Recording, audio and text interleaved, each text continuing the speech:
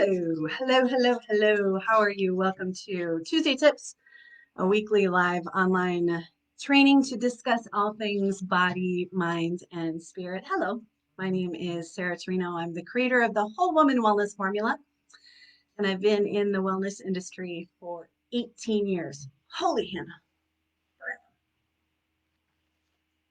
So today we're talking about what to do if you gained weight during quarantine. And the reason why I'm talking about it today is something interesting happened yesterday that came up for me. And I was like, oh my gosh, I can't wait to share it. So, yesterday,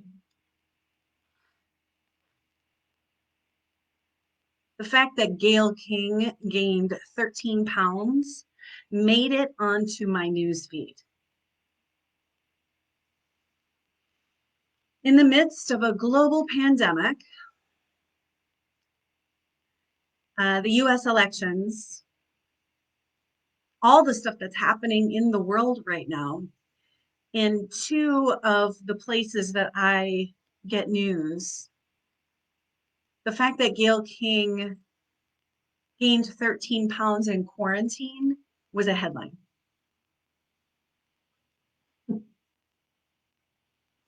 Oh my God, just makes me want to shake my dang head. Seriously? That a woman gains 13 pounds is a headline is un I it I have no words. I have no words for this. And yet here we are. Sorry, my phone keeps slipping. So I wanted to come at this topic because in addition to seeing that, I'm also seeing a lot of this in groups that I'm in online where people are, really anxious about the weight that they've gained and are asking about diet programs and asking about, places, what to do.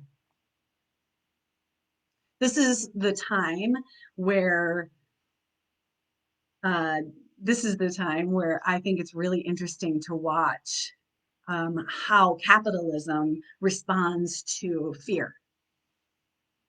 So I wanted to step in to address some of this stuff from my perspective. So I got my notes. Let's dig in. What to do if you have gained weight during quarantine. Step one, recognize that you are in the midst of an incredibly scary and stressful time. Therefore, your body is responding to this incredibly stressful time by going into a sympathetic response in your nervous system, a fight, flight, or freeze.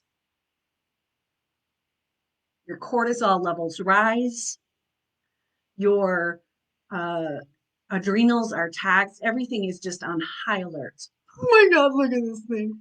That's awesome. And then you add to that worry about sick loved ones, death and dying, economic hardship, isolation, a lot of digital stimulation, distance learning, lots of time with your people if you have people, or lots of alone time if you don't have people. Equally as stressful. It is the perfect storm of stress. And when your body is in this place, fight, flight, or freeze kicks in.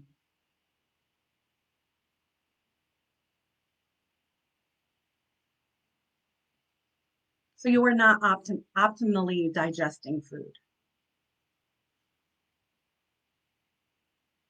Secondly,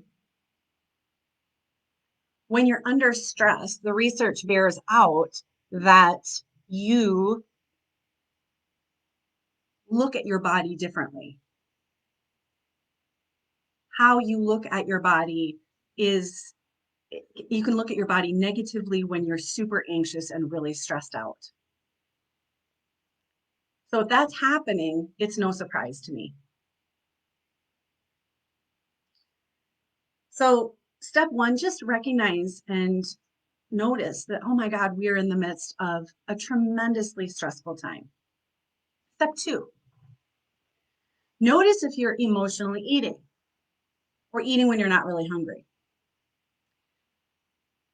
You know, emotional eating is the very first. I've had graduates from the program circle back with me and they're like, I can't believe you tackled emotional eating with the very first class. This is the first thing we talk about in the whole Woman Wellness Formula.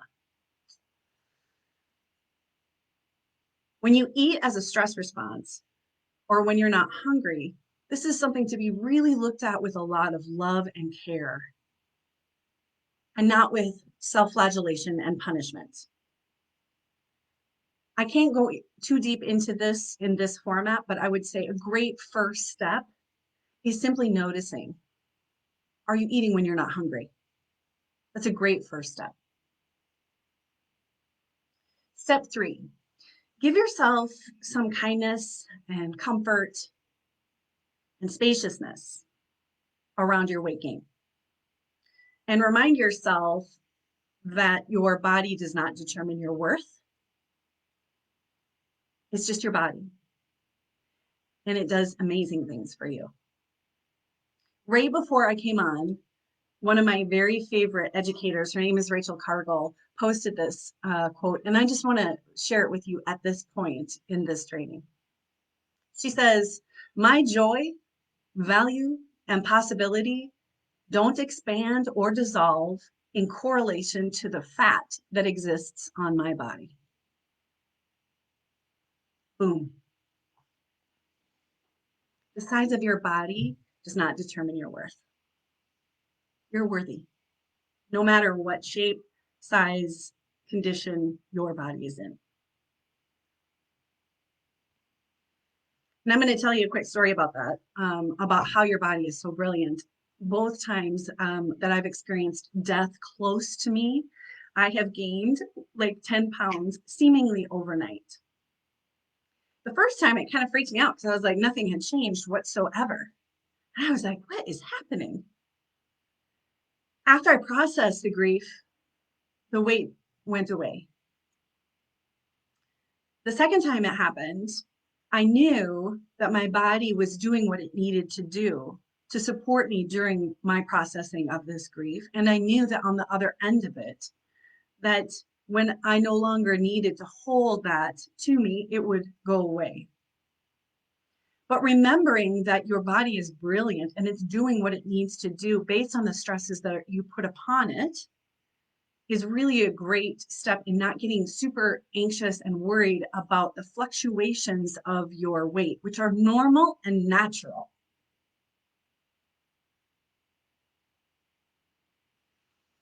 So maybe instead of warring with it, we could just be gentle with it and have a little faith that this is where we need to be right now. Step four, stressing about your weight adds to step one, adds to the plate of this heaping buttload of stress that we already have. So then worrying about your weight just adds more on top of your already stressed out plate of stress. So what if we did the opposite? What if we did the opposite? Instead of worrying more and fretting more about the shape of our beautiful container, what if we embraced it, loved it, treated it tenderly, and calmed it, and invited even moments of calm throughout our day? So I'm going to teach you a breath practice that I teach within the Whole Woman Wellness Formula, and it is my favorite in the face of high anxiety and high stress, and it's called a waterfall breath. So if you just get cozy for a second and notice, if you can, if you want, close your eyes. If you want to leave them open, leave them open. And simply start noticing your breath. Notice if it's shallow and fast or is it long and slow. There's no judgment here. You're just noticing. And then take a full deep breath in. Exhale a third of your breath and hold. Exhale the next third of your breath and hold. And then exhale the rest of your breath out. And then come back into the natural rhythm of your breath, which may have changed due to your waterfall breath. And you can poke these in throughout your day because we're starting to lose connection with what it feels like to be calm. So anytime we can throughout our day, weave in moments of calm to remind ourselves, oh yeah, I don't exist up here. I exist down here. The more we can do that, the better. And waterfall breaths are a great way to bring those moments of equilibrium within the stress of your day. And finally, step 5. Here's the thing. It's your body and you get to do whatever you want with it. It's yours. It's your beautiful machine that you get to make decisions about every day.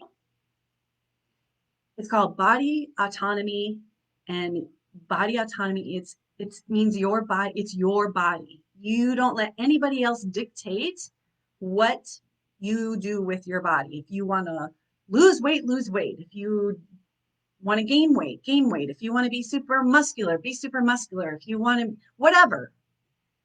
I won't ever stand in the face of someone making a choice about their body and say, well, you should do this or you should do that. However,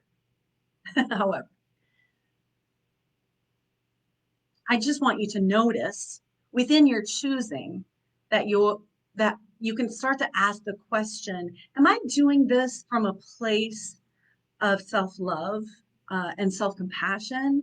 Or am I doing this and making my choices based in self-loathing?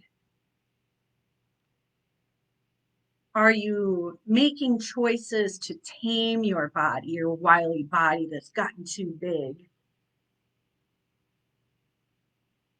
Or are you doing your choosing from a place of deep care and deep love?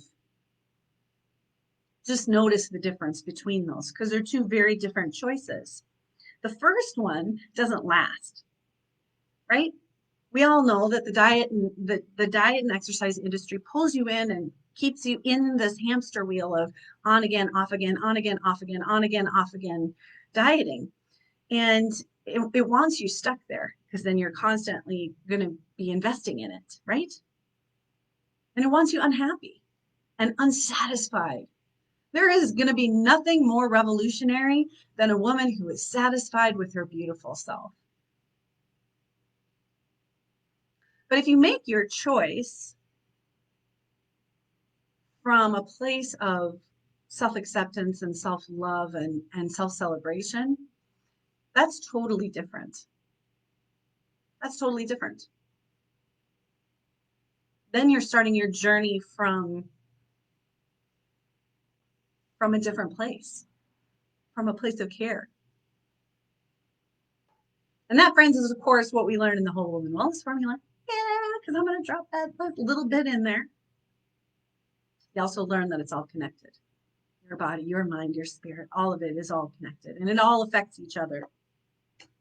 I appreciate you. Have a good one. See ya.